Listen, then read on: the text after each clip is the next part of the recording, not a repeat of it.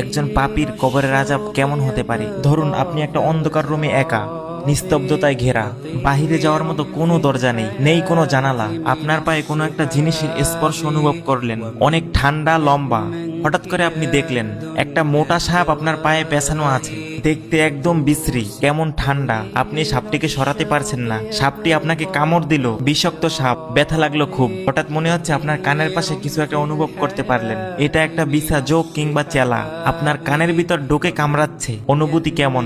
ইস, বাঁচাও বলে চিৎকার দিতে ইচ্ছা করছে খুব, কিন্তু মুখ খুলতে গিয়ে অনুভব করলেন আপনার মুখে তেলাপোকা ও অন্য পোকা, আপনি সেগুলো চিবাচ্ছেন, আপনি না চাইলেও আপনার মুখে সেগুলো। তখন আপনার বমি চলে আসছে, পানি পিপাসা লাগছে, আপনি দেখলেন আপনার সামনে জগে ভরা তরল কিছু, আপনি ডক করে গিলে ফেললেন।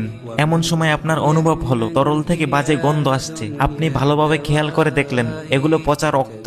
আপনার চোখে নাকে বিষাক্ত কীটের ছড়াছড়ি। যেই চেহারাটি বহু ছেলে বা মেয়ের ছোঁয়ার ইচ্ছে কিংবা কাম ভাবের কারণ ছিল, যে ফেস দেখে নাইস ওয়াও কমেন্ট করত, সেই ফেস এর এই করুণ অবস্থা।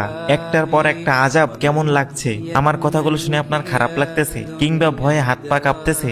আপনি কি একবারও ভেবে দেখেছেন কবরে এর চেয়েও ভয়ঙ্কর থেকে ভয়ঙ্কর শাস্তি হবে? আপনাকে বাঁচানোর জন্য সেখানে কেউ থাকবে না, আপনাকে একাই শাস্তি পেতে হবে। আমরা কি করতেছি? কেন এই দুনিয়ার মায়ায় পড়েছি? কবরের জন্য কি কিছু সঞ্চয় করেছি? আমরা কি ভুলে গেছি যে আমাদেরও একদিন মরতে হবে? নাকি আপনি মরবেন না? সময় থাকতে ফিরে আসুন রবের পথে, আর পরকালের জন্য কিছু সঞ্চয় করুন। এই ভিডিওটি কয়েকজনের মাঝে শেয়ার বা মেনশন করুন, হয়তো আপনার দ্বারা অন্য একজন উপকৃত হতে পারে।